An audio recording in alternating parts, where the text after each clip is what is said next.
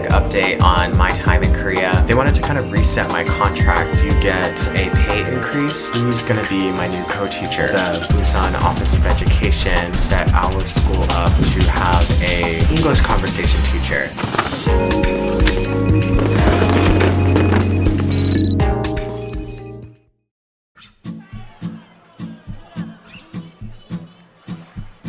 Oh, I didn't even tell you guys. So it would have been cool to be able to teach with this English conversation teacher because shockingly, one of my best friends in Korea, you guys have seen her, Victoria, her co-teacher is actually my school's English conversation teacher. During winter vacation, when I had like a week of free time, I wanted to go see my friend Victoria teach her English camp because our schedules this year wasn't matched up. So when I was on vacation, she was still working. So I was like, oh, I have nothing to do today. Let me go check out your English camp. She and her co-teacher were completely fine with it. So I had met her co-teacher for the second time that day, and it just kind of reminded me how cool and nice and sweet she is. I was even able to talk with the kids and participate in helping out. I was sort of like a teacher's assistant basically for the day, and it was honestly so much fun. And then a couple weeks later, I heard that she was coming to teach at my school, and I was like, what are the chances? Like, there's so many schools between here and their school, so I kind of saw that as a blessing. It just sucks because we literally never see each other. The way my schedule is set up this year, I actually have to teach at my second school on Thursdays and Fridays, and the English conversation teacher comes in on Fridays and she stays the whole day. I've been in this new school year for about a month now. It took me a little bit of time to realize what was bothering me. I just felt like this disappointment, and I couldn't pinpoint exactly what it was, and I wasn't sure, is it because I have a second school, which by the way I love, but it wasn't until this past weekend that I realized the reason why I'm so disappointed this year is because I can't see my 5th and 6th graders twice. The way my schedule was set up last year and even the year before, I would always see my 5th and 6th graders twice because I had to teach with both Korean and English teachers. So because we just have one teacher this year, she has to teach 5th and 6th grade alone, and the English conversation teacher has to teach the 5th and 6th graders alone. And then when I teach with my co-teacher, which is normal. But the way my schedule is set up this year, I literally see every single class just one time a week. As an EPIK teacher, that's typical for the lower graders, for 3rd and 4th grade, but for 5th and 6th, you're supposed to usually see them twice. I feel very connected to my current 6th graders, and you know, to an extent my 5th graders as well, and it's really disappointing for me to not have that time. Seeing them only 40 minutes in a week, it's kind of devastating actually. I'm hyping it down, but I actually feel very, I was gonna say distraught. I was like, okay, that's like dramatic, but yeah, I'm really disappointed about that. So especially with this being my last year with them, I just wish I had more time. I think the more time students spend with me and vice versa, we can build our connection better. And if they only see me once a week, it's like there's no time to figure out what works and what doesn't. It's difficult. Those are the challenges that I'm facing this year. I've been asking around, like, what are the chances that this type of schedule continues next year? And I heard that chances are high, and people want to know, like, is that going to deter you from like staying at the school? If I did stay in Korea, I think I would stay in the same place just because I love my home and I do like the school. I don't think it's worth going to a new school and literally starting over with a bunch of new people. It's not worth all that, but I just wish things were different. So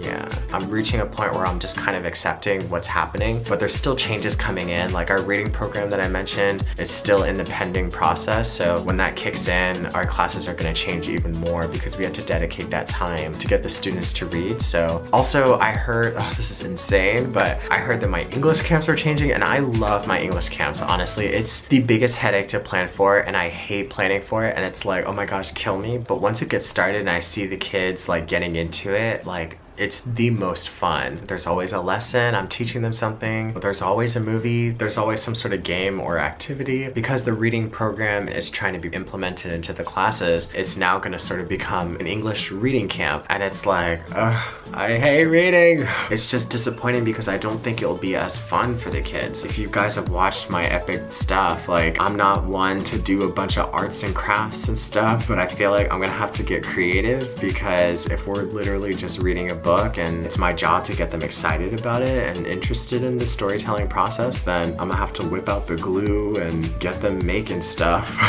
But I mean, who knows? I always get nervous about an English camp and then I do it and then it turns out really amazing and great and fun for the kids. So the other issue is that I thought that I would only be teaching English camp at my main school, but I also had to teach it at my second school. And I don't know what my new school is gonna say about the reading program. They don't have the same regulations, so, and also the time is cut. So normally, because I would teach English camp for 2 weeks at my main school, I would do grades 3 and 4 for 3 hours one week and grades 5 and 6 for 3 hours the next week. But because now I have to split it between 2 schools, I'll be at my main school for 1 week, and in one day I have to teach for 4 hours, 2 hours with 3rd and 4th grade and 2 hours with 5th and 6th grade. And I believe it would be the same schedule at my other school. So it's like, it's just a lot to think about in a day. And on top of that, I have after school programs.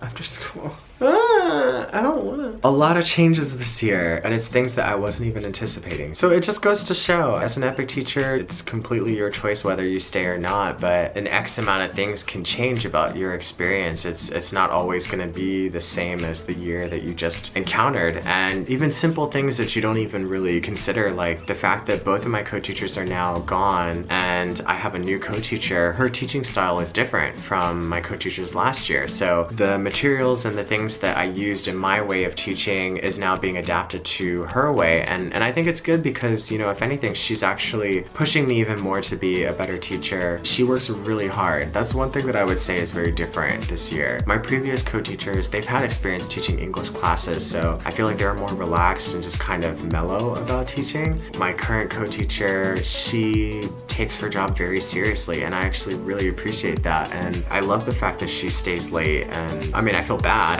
I wouldn't want her to do that all the time, but I really like that. I definitely feel and get the sense that she has a big heart for the students. She doesn't want to add stress to the kids about, you know, trying to give them vocabulary tests and getting them to do like writing activities and stuff. And we were talking about that today actually, and I was just kind of like, you know, our job is to make sure that they're prepared for what's coming in the future about English and getting them to be able to match the level that's expected of them. So they can complain, but I think at times we just kind of have to ignore it and just do what we have to do as teachers. We can definitely formulate and create things in their favor, but in terms of giving tests and making them right, like that's something they definitely have to do. So whenever my students complain and I'm like the only teacher there, like I usually just kind of mock them, which sounds mean, but I'll hand out worksheets and they're like, teacher, I don't want to do the worksheet. And I'm like,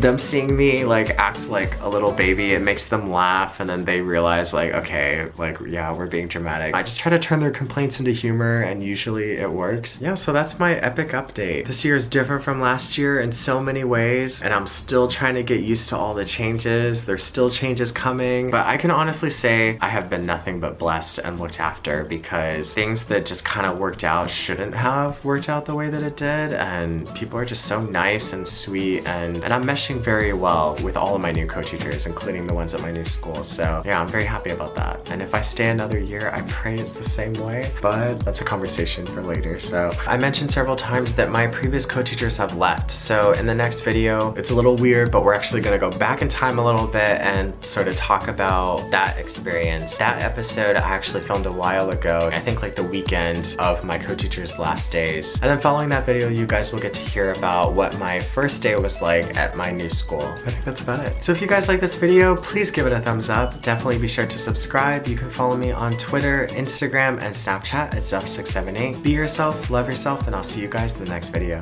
All right, bye.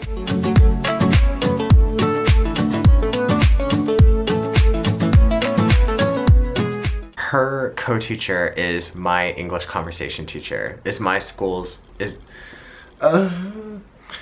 So one of my best friends in Korea, you know, I could have easily changed my shirt. I don't know why, I just left the shirt on. No, you guys know it was filmed in the same day. Anyways, as someone who doesn't like change, like we have to get used to change within a matter of literally a weekend. When I arrived here in September of 2015, that was actually a little bit after the second semester of the school year had started. That's something that EPIK does all the time. They bring people at the start of the school year, and then they bring people towards the second half.